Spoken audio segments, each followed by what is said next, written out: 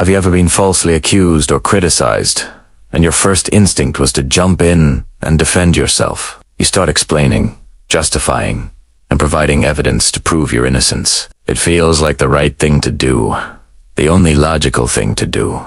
But what if I told you that in many situations, defending yourself is the worst possible move? What if I told you that the very act of defending yourself actually makes you look weaker and more guilty? This might sound completely backward, but it's a powerful psychological principle understood by some of the most masterful strategists in history, including the infamous Niccolò Machiavelli. He knew that when you're under attack, the battle isn't just about facts and logic. It's about power, perception, and control. By rushing to defend yourself, you're playing their game, on tartuffe. By their rules, you're validating their accusation by taking it seriously enough to respond. You're signaling your attack has merit, and I feel compelled to address it. Today, we're going to dive deep into this Machiavellian trick to flip the power dynamic. We'll explore why defending yourself often backfires and learn a much more powerful alternative. This isn't about being passive or letting people walk all over you. It's about being strategic, controlling the narrative, and turning an attack into an opportunity to demonstrate your strength and confidence. By the end of this video, you'll have a new framework for handling criticism and accusations that will not only protect your reputation but enhance it. Let's start by understanding the trap of self. Imagine a scenario.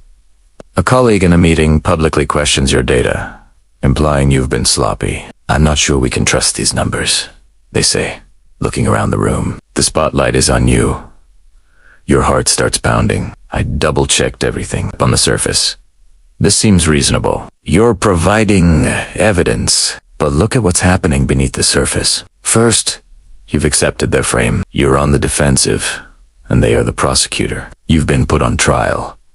Your reactive, slightly frantic defense can be misinterpreted as insecurity. People might think, if they were so confident, why are they getting so worked up? The more you explain, the more you can sound like you're making excuses. It's the classic, "the lady doth protest too much, methinks" effect. Your detailed justification can inadvertently raise more questions and doubts. This is the defender's trap. The accuser sets the terms of the engagement, and you walk right into it. You become a defendant in the court of their opinion. But a true leader, a true strategist, doesn't ask for a favorable verdict. They command the courtroom. So, if defending yourself is the wrong move, what's the right one? The Machiavellian approach is to never engage on the accuser's terms. But this isn't about ignoring in a passive, weak way, or attacking in a brutish, unprofessional way. It's about strategic action that demonstrates your power. Let's look at the first option.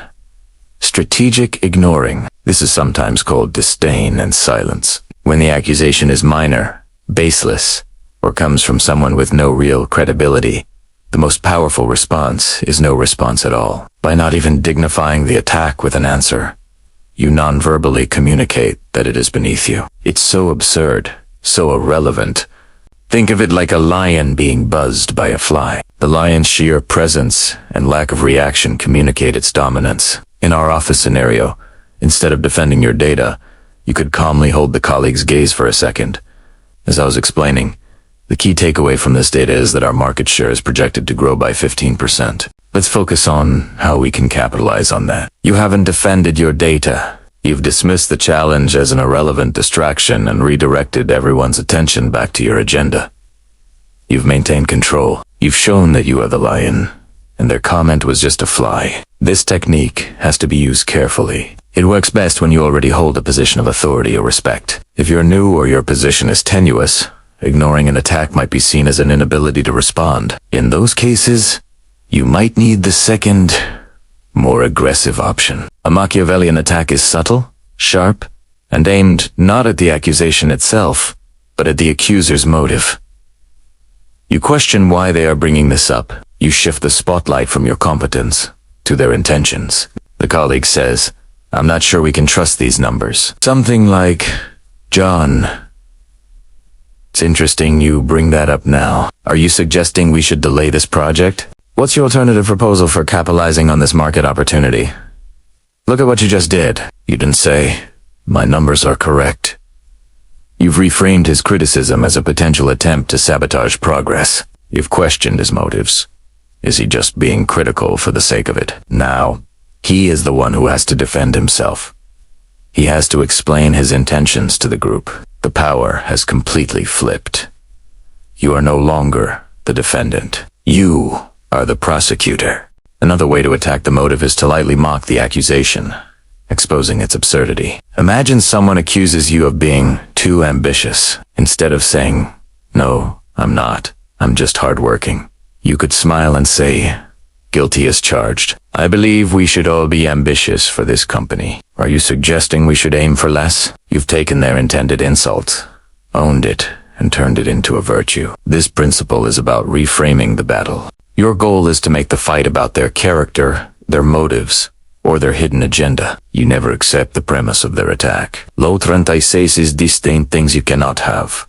Ignoring them is the best revenge. He explains that by acknowledging a petty problem, you give it existence and credibility. The more attention you pay to an enemy, the stronger you make them. By treating them with silent disdain, you essentially blot them out of existence. Machiavelli himself argued that a ruler must be perceived as strong and decisive. It invites more attacks, because you've shown that you can be easily drawn into a fight. A leader who remains calm, unfazed, and in control of the frame, even under pressure, projects an aura of unshakable power. Let's be clear. This is not a license to be a jerk or to ignore legitimate, constructive feedback. If your boss or a trusted mentor pulls you aside privately and gives you feedback on your performance, you should absolutely listen, ask questions, and learn. That's a conversation built on trust and a shared goal of improvement. The Machiavellian tactic is for public arenas, for moments of confrontation, for when an attack is designed not to help, but to harm, to undermine your authority or status. The key is to learn to read the intent behind the criticism. Is this person trying to help me improve, or are they trying to make me look bad? If it's the latter, defending yourself is a trap. So, how do you cultivate this skill? It starts with mastering your emotional reaction. When you feel that surge of adrenaline, that hot flush of indignation when you're accused, take a breath. In that moment of silence, you resist the knee-jerk impulse to defend. In that pause, ask yourself, what is their real goal here? What is the most powerful way to respond that maintains my control of the situation? Should I ignore this, demonstrating it's beneath me? Or should I reframe the conversation and question their motive? Choosing to not defend yourself feels unnatural at first. It goes against everything we're taught about being honest and clearing our name. But in the world of power dynamics, perception is reality. And the perception of someone frantically defending themselves is often one of guilt and weakness. The perception of someone who is calm, unbothered, and in control is one of immense power. Next time you find yourself under attack, remember the Machiavellian trick. Don't fall into the defender's trap. Don't play their game. Take a breath, assess their motive, and then choose your strategy. Either ignore them with powerful disdain, or attack their motive with a sharp reframing question. Flip the power dynamic. Move from defendant to prosecutor. Because true power isn't about proving you're right. It's about showing that you're the one in charge. Thank you for watching. If you found this useful, consider subscribing for more insights into strategy and power. See you in the next one.